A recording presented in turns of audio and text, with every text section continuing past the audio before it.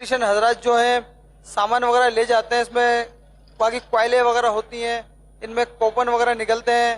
یہ کوپن مالک کا ہے یا پھر الیکٹریشین لوگوں کا؟ بعض اوقات الیکٹریشین یہ بولتے ہیں ہم پارٹی لے کر آتے ہیں، ہمارے کمیشن رکھ لینا، یہ کر لینا، اس طریقے کے سوالات آتے ہیں. اس کا کیا ہے؟ اس کی ذرا وضاحت فرما دیجیے آپ. پلمبر لے کر آتا ہے ہمارے پاس کسٹمر کو، وہ 1-1.5 گھنٹہ ہمارا ضائع کرتا ہے.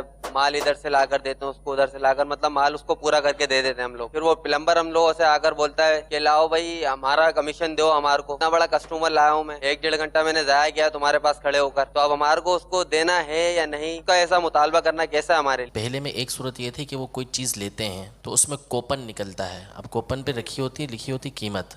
اب جو کوپن دے گا اس کو اس کی رقم ملے گی. جیسے رنگ کے ڈبے میں بھی یہ سلسلہ ہوتا ہے کہ وہ کوپن نکلے گا، تو اب اس میں جو کلر کرنے والا ہوتا ہے وہ، اسی طرح یہ پلمبر وغیرہ یہ یا تو چھپا کے رکھ لیتے ہیں اپنے پاس اور جا کے وہ مالک سے رقم حاصل کر لیتے ہیں. جو کام کروا رہا ہے اس کو پتہ ہی نہیں ہوتا کہ اس کے اندر سے یہ کوپن نکلا ہے جس میں میرے 500-600 روپے بن جائیں گے.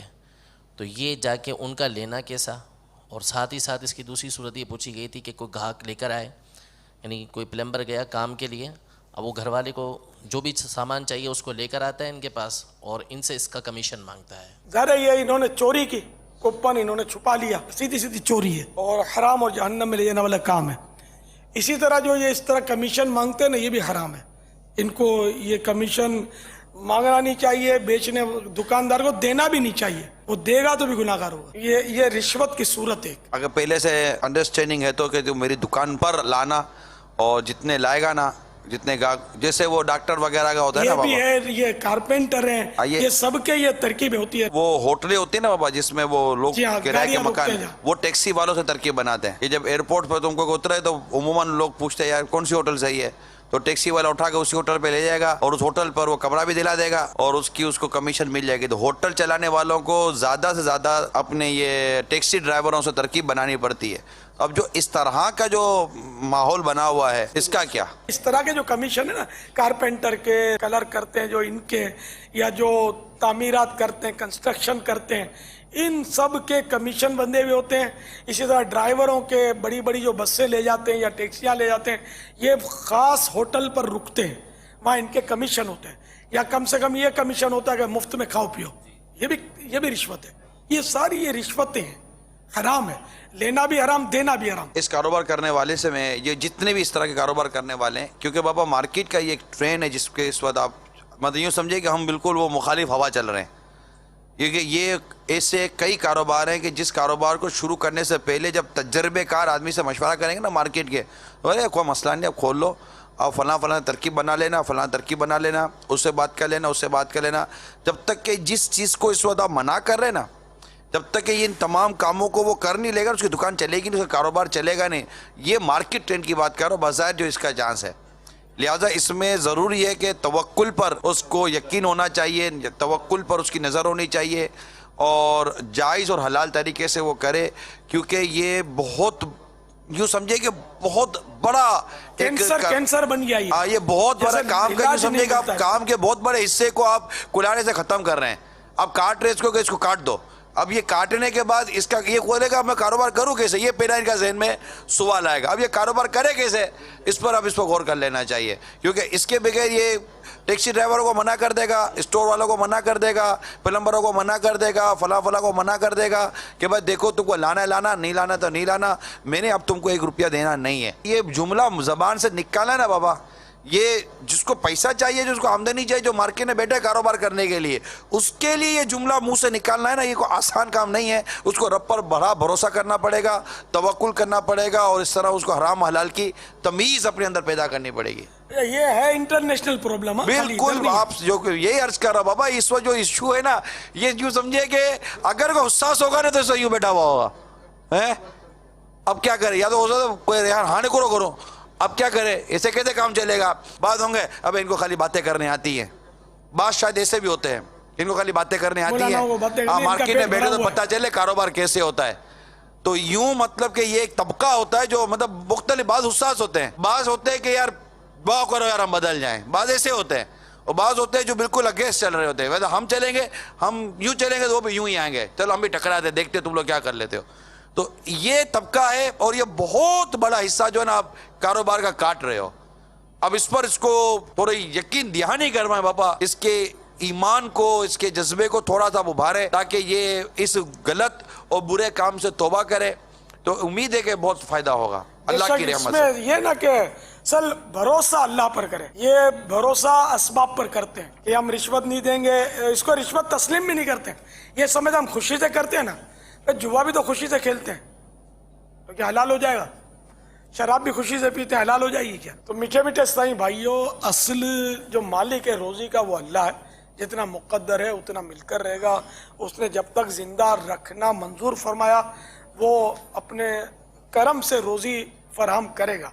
دیکھیں میں مسلمان سے بات کر رہا ہوں، اے مسلمانوں، جو قرآن اس نبی پر جس کا آپ نے کلمہ پڑھا نازل ہوا، اس کے 12ویں پارے کی اس کی ابتدا اس آیت کریمہ سے ہو رہی ہے۔ میرے آقا نعمت امام اہل سنت عظیم البرکات عظیم المرتبت پروانہ شمع رسالت مجدد دین و ملت مولانا شاہ امام احمد رضا خان علیہ رحمت الرحمن اپنے شعرۂ آفاق ترجمہ قرآن کنز الایمان میں اس کا ترجمہ کچھ یوں کرتے ہیں، اور زمین پر چلنے والا کوئی یعنی جاندار ہو ایسا نہیں جس کا رزق اللہ کے ذمہ کرم پر نہ ہو، یعنی وہ اپنے فضل سے ہر جاندار کے رزق کا کفیل ہے، نے اپنے ذمہ کرم پر لیا ہے کہ جس کو جتنا اس نے زندہ رکھنا وہ روزی فراہم کرے گا، اس کو عطا فرمائے گا، اس کے کرم پر ہے۔ تو جب آپ ہم مسلمان ہیں، اللہ پر ایمان ہے، اور اگر کہیں گے بھائی اللہ کو مانتے ہو تو کیوں نہیں مانتے، کیا مسلمان نہیں ہے؟ تو ہم بھی یہی کہہ رہے ہیں اللہ کو جیسا ماننے کا حق ہے ویسا مانو نا۔ روزی پلمبر دے رہا ہے، مانتے اللہ کو، روزی کارپینٹر دے رہا ہے، جبھی تو اس سے رشوت کا لین دین کر رہے ہو اور رشوت تسلیم نہیں کرتے ہو، یہ رشوت نہیں ہے تو پھر یہ کیا ہے؟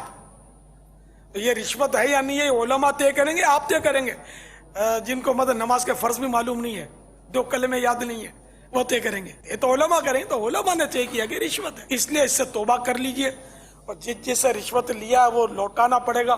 دکاندار بھی توبہ کریں، حلال ستھری روزی کھائے، شروع میں ہو سکتا ہے آزمائش بھی ہوگی، گاہک ٹوٹ جائیں گے آپ کے، لیکن آہستہ آہستہ آہستہ انشاءاللہ ترکیب بن جائے گی، اللہ تعالی اپنے خزانے غیب سے وہ عطا کرے گا اور وہاں سے دے گا جہاں سے آپ کا تصور بھی نہیں ہوگا۔ دو نوالے کم کھائیں مگر حلال کھائیں، اس پر آ جاؤ نا، حرام میں کیا برکت ہے؟ بابا بعض لوگوں کو میں نے دیکھا ہے، کچھ پڑھا بھی ہے اس معاملے میں، کہ ان کو پتہ ہے کہ ہماری روزی حرام کی ہے لیکن وہ چھوڑنے کی بابا ہمت نہیں رکھتے، کہتے ہیں کہ یار بس کوئی دوسرا جیسے ہی مجھے الٹرنیٹ مل جائے گا میں یہ چھوڑ دوں گا۔ یہ ان کا جملہ میں نے بھی سنا ہے، جیسے ہی کوئی الٹرنیٹ ملے گا میں چھوڑ دوں گا۔ اب الٹرنیٹ بیچارے کو ملتا نہیں ہے، وہ کرتا رہتا ہے لیکن حرام روزی چھوڑتا نہیں ہے۔ ایسے بہت سارے حرام کام کرتے ہیں، ایسے اداروں میں کام کرتے ہیں جہاں ان کی آمدنیاں کام کرنا سب ناجائز و حرام ہوتا ہے، مگر چونکہ تنخواہیں یا مراعاتیں یا جو بھی آپ کہہ لیجئے وہ کچھ ان کو نمایاں طور پر مل رہی ہوتی ہیں، فیملی ہوتی ہے، 20 بچے ہوتے ہیں، کہ یار ہم چھوڑ دیں گے، بے روزگاری ہے، کچھ ملے گا نہیں، 20 بچوں کا کیا بنے گا، تو گھر سے بعضوں کا سپورٹ نہیں ہوتا، یا ہو سکتا ہے کہ یہ بھی ہو کہ آپ جذباتی مت ہوئیے گا، ٹھیک ہے یہ سمجھا رہے ہیں لیکن آپ کوشش کیجئے کوئی مل جائے گا تو ہم چھوڑ دیں گے، ہماری نیت تو ہے نا چھوڑنے کی، ہمارا ارادہ تو اچھا ہے۔ ان کے بارے میں آپ کیا مدنی پھول عطا فرمائیں گے؟ ایک تو زندگی کا بھروسہ نہیں ہے، حدیث پاک میں ہے کہ بنی آدم یعنی انسان کے پیٹ میں جب حرام کا لقمہ پڑا تو زمین و آسمان کا ہر فرشتہ اس پر لعنت کرے گا جب تک کہ وہ لقمہ اس کے پیٹ میں رہے گا، اور اگر اسی حالت میں مر گیا تو اس کا ٹھکانہ جہنم ہوگا۔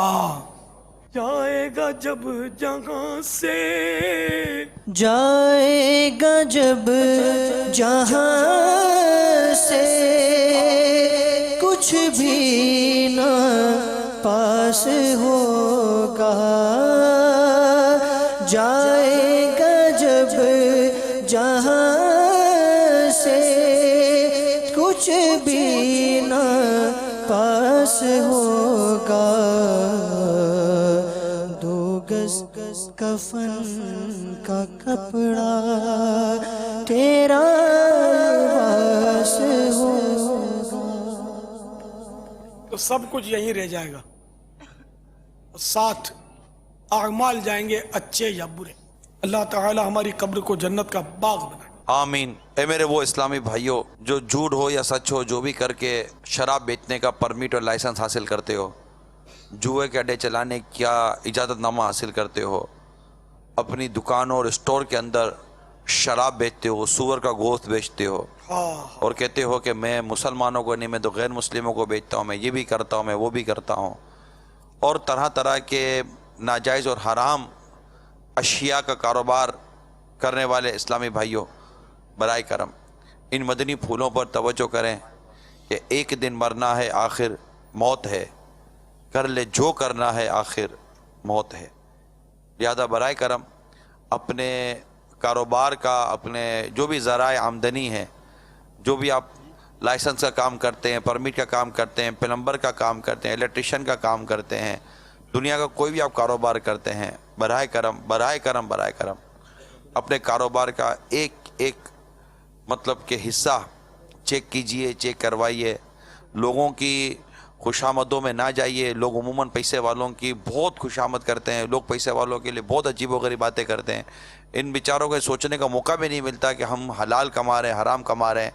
वो अपनी वो जो चारों तरफ इनकी जो पोजीशन बनी हुई है उसी के पीछे बेचारे वो पागल हो गए हैं।